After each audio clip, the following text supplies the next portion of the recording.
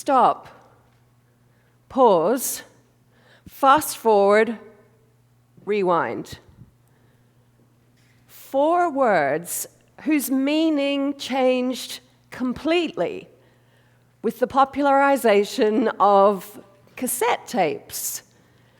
As a way of listening to music became part of the vocabulary that we use now to talk about the momentum of our lives. And with this newfangled invention came another musical revolution, the mixtape. Now you didn't need to only listen to music on a vinyl record played exactly in the order the record company wanted you to. Now we could create our own mixes of music. To the Spotify and YouTube generations, this will seem commonplace. But at the risk of dating myself as a child of the 80s, I still remember the joy that went into creating your own mixtape. And the effort. It was time-consuming and arduous, a way to pour out your soul, either for yourself or as a gift.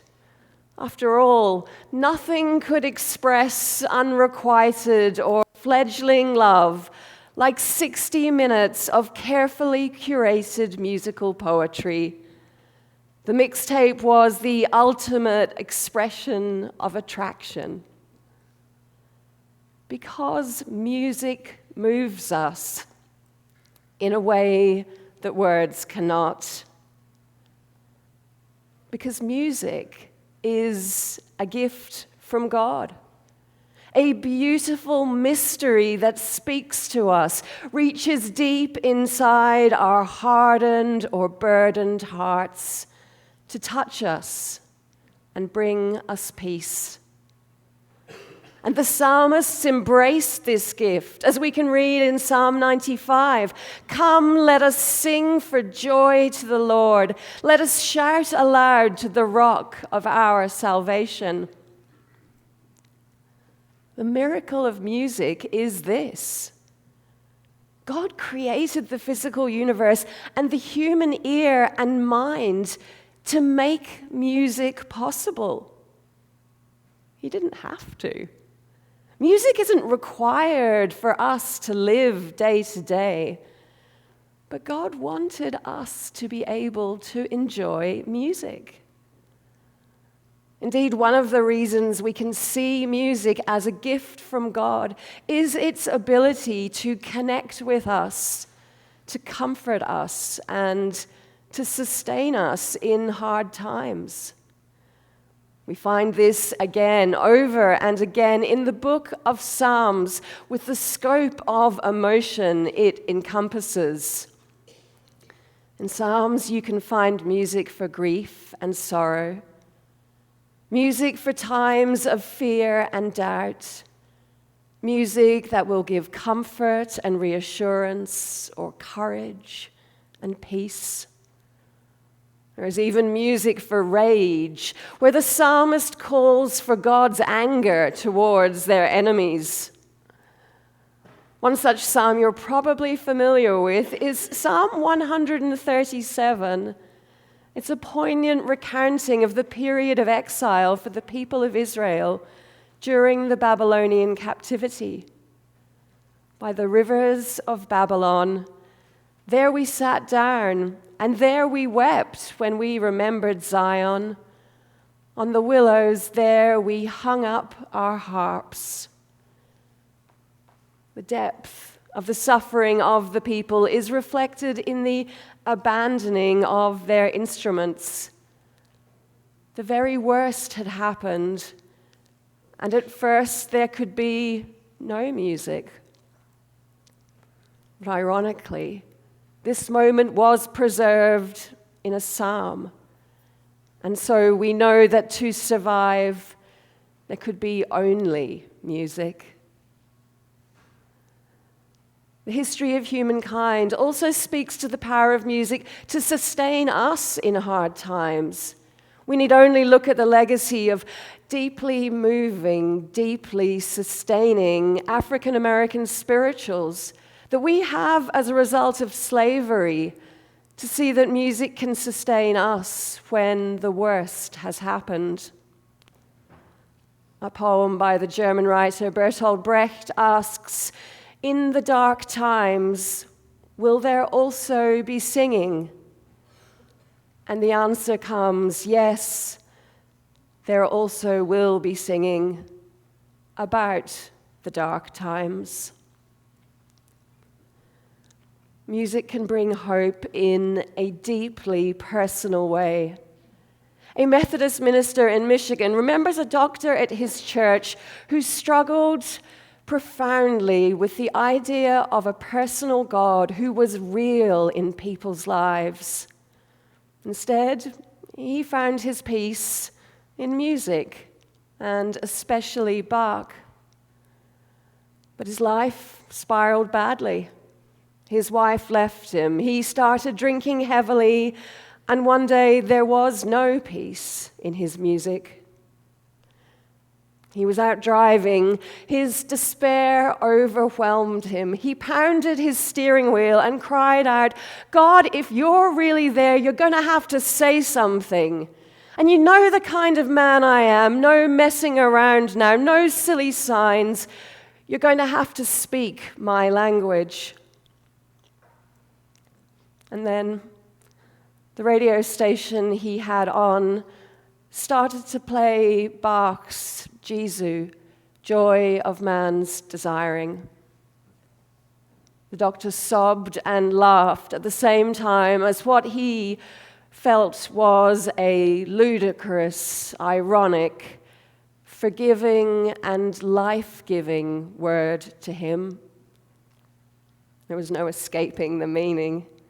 It wasn't a classical radio station, and the next song was The Girl from Ipanema.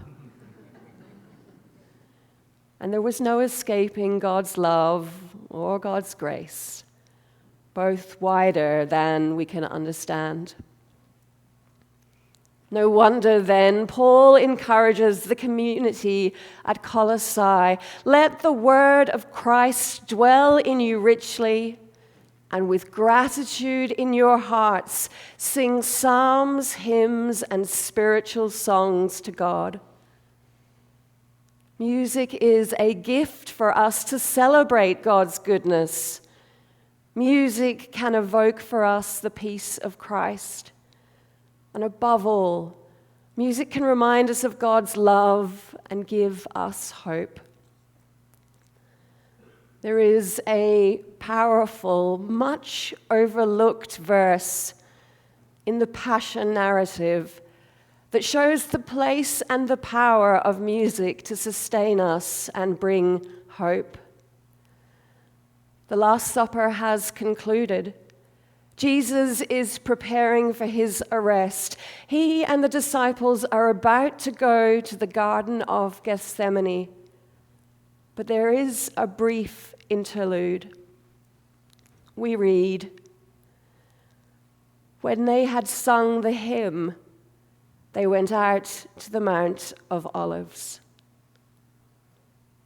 We don't know exactly what was sung, but scholars think it was a series of psalms called the Hallel, a musical expression of praise to God, a celebration of God redeeming his people, and anticipation of the eternal salvation that God promises to provide. Music to give hope on the darkest road. So the Michigan doctor wasn't wrong to look for hope in music. Where he went wrong was looking for hope without God. Because God is in everything, including music, maybe especially music.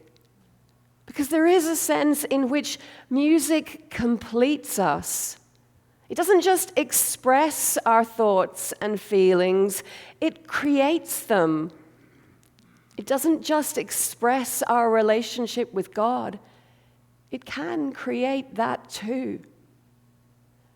We saw earlier the viral videos of the Fijian Olympic team singing in Paris, and their captivating display demonstrates the way in which music integrates their life, their faith, and their culture.